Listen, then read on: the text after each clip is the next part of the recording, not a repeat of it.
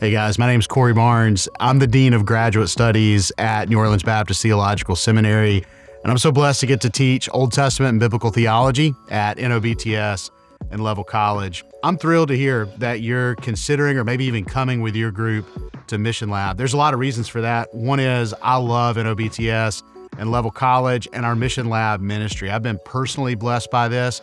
I get to work with groups. The church where I'm a member and serve is blessed to get to work in partnership with Mission Lab groups.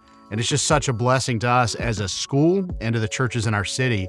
It's also such a blessing to have believers come and partner with us in reaching this city. We're here on purpose. We're here in this city that's a wonderful city full of culture, but also a city that we know is full of darkness and has desperate need for the gospel. We want to be a bridgehead for groups like yours to come in and to serve in the city.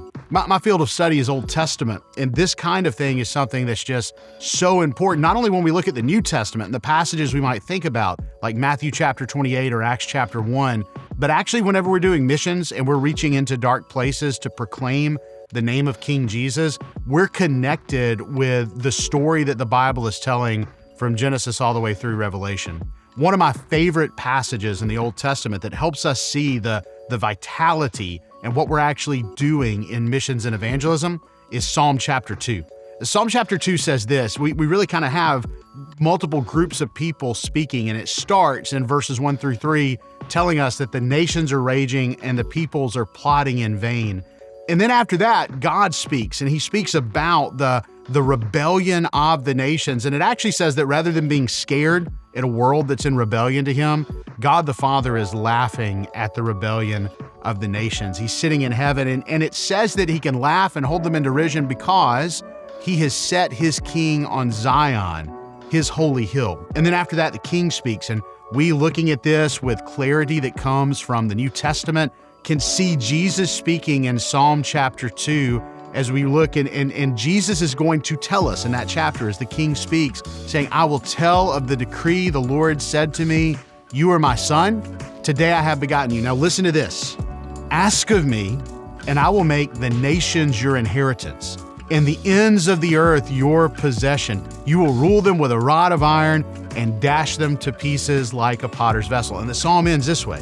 It says, now therefore, O kings, be wise, be warned, O rulers of the earth. Serve the Lord with fear, serve him with gladness, kiss the Son, lest he be angry and you perish in the way, for his wrath is quickly kindled. Blessed are all who take refuge in him. I want us to see a missional invitation and a missional logic all the way back in the Old Testament in Psalm chapter 2. Here's the two things I want us to give attention to, and I want you to think about as you're considering how your group is going to serve on mission. Number one, it's the task of mission is not to go out and invite people to say, hey, there is this King Jesus. He wants to grow his kingdom. Will you be a part of it? It's instead saying, Jesus is your King. The Father has given him the nations as his inheritance and his possession. And because he loves you and is gracious, he has asked that you leave the rebellion of the nation and leave the rebellion of your own heart and submit to him and be a part of his kingdom. And do you hear at the end of the psalm?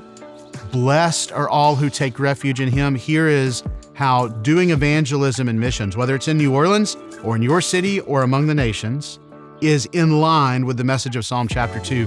We, by God's grace, are his emissaries sent out to invite the rebel nations, which we were once a part of, to come and submit to the king and be blessed by taking refuge in him. Not because we're proclaiming a new king, but because we're recognizing he's been the king all along.